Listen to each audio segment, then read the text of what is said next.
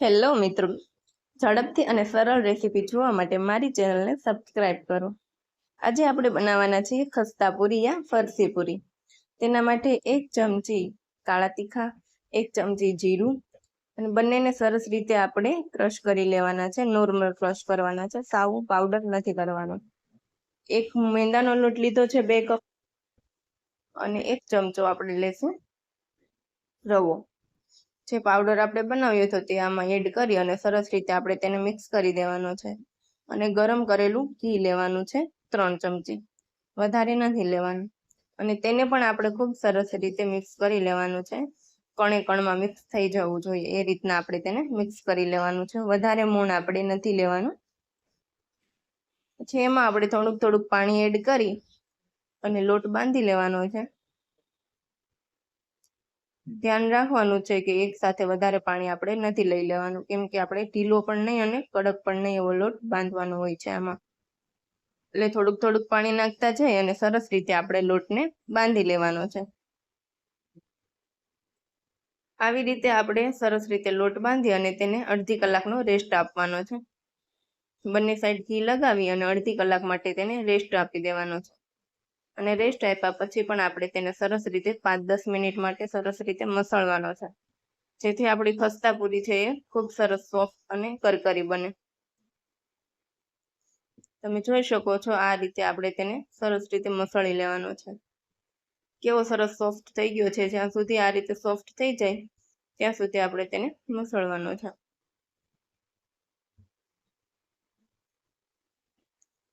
પછી આપણે તેને રોટલી ઉપર લગાવવા માટે 2 ચમચી ઘી અને 1 ચમચી મેંદાનો લોટ લઈ અને તેને સરસ રીતે મિક્સ કરી દેવાનું છે.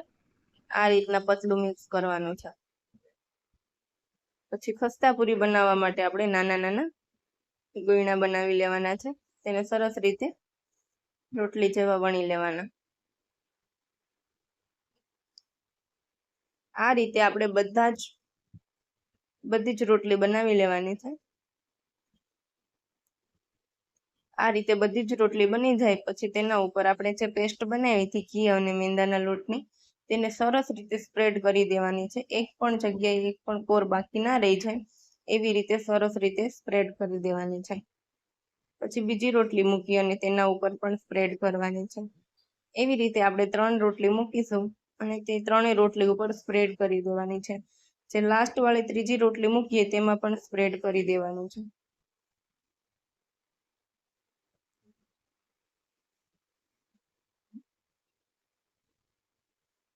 પછી આપણે રોલ છે એ થોડો સરસ રીતે ટાઈટ રોલ વાળવાનો છે.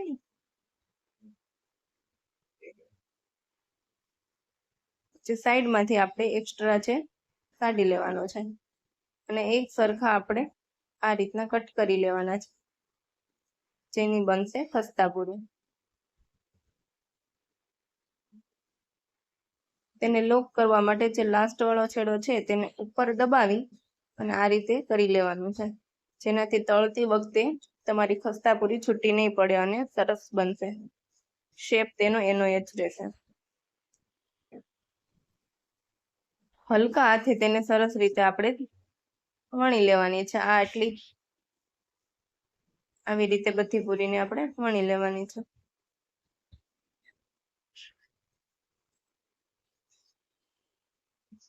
હલકા હાથે વણવાની છે, જેથી આપણી પૂરી છે સરસ બને. તમે જોઈ શકો છો બધી પૂરી વણાઈ ગઈ છે અને આપણું તેલ પણ આવી ગયું છે. નોર્મલ ટુ લો ફ્લેમ ઉપર આપણે પૂરીને તળવાની છે, જેનાથી ક્રિસ્પી બને અને અંદર સુધી સરસ રીતે તળાય છે. ડાયરેક્ટ બ્રાઉન ના થઈ જાય, નહીતર અંદર કાચી રહેશે. આ રીતે બધી જ પૂરીને આપણે બ્રાઉન થાય ત્યાં સુધી તળી લેવાની છે. આવી રીતે આપણે બધી જ પૂરીને તળી લેશું અને તમે જોઈ શકો છો આ રીતના ક્રિસ્પી પૂરી આપણી બનીને તૈયાર છે. તમને આ મારો વિડીયો કેવો લાગ્યો તે જરૂરથી કમેન્ટ કરજો અને મારી ચેનલને સબસ્ક્રાઇબ કરજો. Thank you.